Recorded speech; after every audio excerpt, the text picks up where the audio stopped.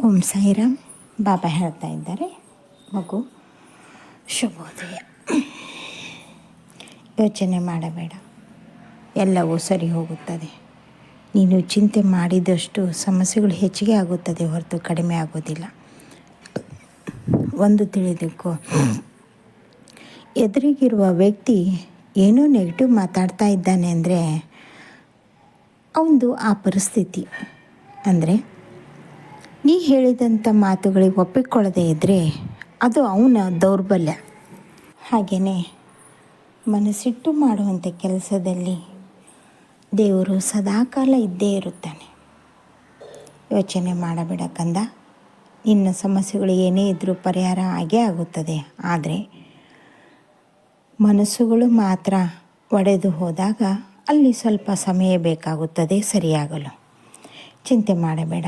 ಹಾಗೆಯೇ ಯಾವುದೋ ಒಂದು ಜಾಗದಲ್ಲಿ ನೆಗೆಟಿವ್ ಇದೆ ಅಂತ ನಿಮಗೆ ಅನುಭವ ಆಗ್ತಾ ಇದೆ ಅಂದಮೇಲೆ ಅಲ್ಲಿ ದುಷ್ಟಶಕ್ತಿಗಳು ಅಲ್ಲ, ದರಿದ್ರ ದೇವತೆಗಳು ವಾಸ ಮಾಡಿದ್ದಾಳೆ. ದರಿದ್ರ ದೇವತೆಗಳು ಇರುವಾಗ ಯಾವ ಕೆಲಸವೂ ಆಗೋದಿಲ್ಲ. ಅಲ್ಲಿ ಒಂದು ಪೂಜಾ ಪುನಸ್ಕಾರ ಮನಸ್ಸು ಬರೋದಿಲ್ಲ. ಹಾಗೆಯೇ ಆ ಜಾಗವನ್ನು ಬಿಟ್ಟು ಹೋಗೋದಲ್ಲ, ಅಲ್ಲಿದ್ದು ಪರಿಹಾರ ಮಾಡಿಕೊಂಡ್ರೆ ಮುಂದಾಗೋದೆಲ್ಲ ಒಳ್ಳೆಯದೇ ಆಗುತ್ತದೆ.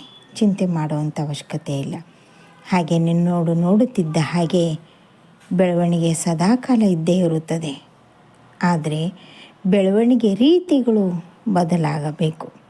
ಬದಲಾವಣೆಯೇ ಜಗದ ನಿಯಮ. ನೀವು ಮಾಡುವಂಥ ಕೆಲಸದಲ್ಲಿ ಅಲ್ಲಿ ಸರಿಯಾದ ಯಶಸ್ಸು ಸಿಗಲಿಲ್ಲ ಅಂದರೆ ಬೇರೆ ದಾರಿಯಲ್ಲಿ ಹೋಗಿ ಅದನ್ನು ಯಶಸ್ಸು ಪಡೆಯಲೇಬೇಕು.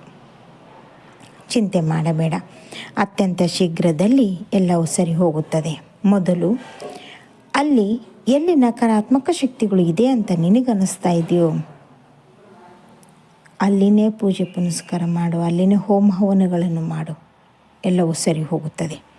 ಚಿಂತೆ ಮಾಡಬೇಡ. ಲಕ್ಷಗಟ್ಟಲೆ ಖರ್ಚು ಮಾಡುವಂಥದ್ದಲ್ಲ, ಕೇವಲ ಒಂದು ವಿಭೂತಿಯಿಂದಲೇ ಕಡಿಮೆ ಆಗುವಂಥದ್ದು ಕೆಲಸ ಇದೆ. ಯೋಚನೆ ಮಾಡೋದನ್ನು ಬಿಟ್ಟು ಮುಂದಿನ ಹೆಜ್ಜೆ ಇಡು. ತುಂಬ ಕೆಲಸಗಳಿವೆ. ಹಾಗೆಯೇ ಮಗಳ ಜೀವನ ಅಂತ ಬಂದಾಗ ಚಿಂತೆ ಮಾಡ್ತಾ ಇದ್ದೀಯ. ದಾರಿ ತನ್ನಿಂದ ತಾನೇ ತೆರೆದುಕೊಳ್ಳುತ್ತದೆ. ತಾಳ್ಮೆ ಒಂದು ಇರಬೇಕು. ತಾಳ್ಮೆ ಮೀರಿ ಮಾತನಾಡಬೇಡ, ತಾಳ್ಮೆ ಮೀರಿ ಕಾರ್ಯವನ್ನು ಮಾಡಬೇಡ. ನಿನ್ನ ಜೊತೆಗೆ ನಾನಿದ್ದೇನೆ ಕಂದ. ಸಂಬಂಧ ಎಲ್ಲವನ್ನು ಒಟ್ಟುಗೂಡಿಸಿಕೊಂಡು ಹೋಗಬೇಕು ಹೊರತು ಕಳೆದುಕೊಂಡು ಹೋಗೋದಲ್ಲ. ಕಳೆದುಕೊಂಡ್ರೆ ಅಲ್ಲಿ ಜೀವನವೇ ನಶ್ವರವಾಗುತ್ತದೆ. ಚಿಂತೆ ಮಾಡಬೇಡ, ನಾನು ನಿನ್ನ ಜೊತೆಗೆ ಇದ್ದೇನೆ, ಸದಾಕಾಲ ಇದ್ದೇನೆ. ಪ್ರಯತ್ನ ನಿನ್ನದು, ಫಲ ನಾನು ಖಂಡಿತವಾಗಲೂ ಕೊಡುತ್ತೇನೆ. ಆ ಫಲಕ್ಕೆ ಸರಿಯಾದ ರೀತಿಯಲ್ಲಿ ನಾನು ವ್ಯವಸ್ಥೆ ಮಾಡಿದ್ದೇನೆ, ವ್ಯವಸ್ಥೆನೂ ಆಗ್ತಾಯಿದೆ. ಯೋಚನೆ ಮಾಡುವಂಥ ಅಗತ್ಯ ಇಲ್ಲ. ಮಕ್ಕಳಿಗೆಲ್ಲ ಒಳ್ಳೆಯದಾಗ್ತಾಯಿದೆ. ಶುಭ ನಡೆಯುವಾಗ ಎಲ್ಲವೂ ಶುಭವೇ. ನೀನು 3 ಹಲ್ಲಿಗಳನ್ನು ಒಟ್ಟಿಗೆ ನೋಡಿದೆಯಲ್ವ? 6 ತಿಂಗಳಲ್ಲಿ ಲಕ್ಷ್ಮಿ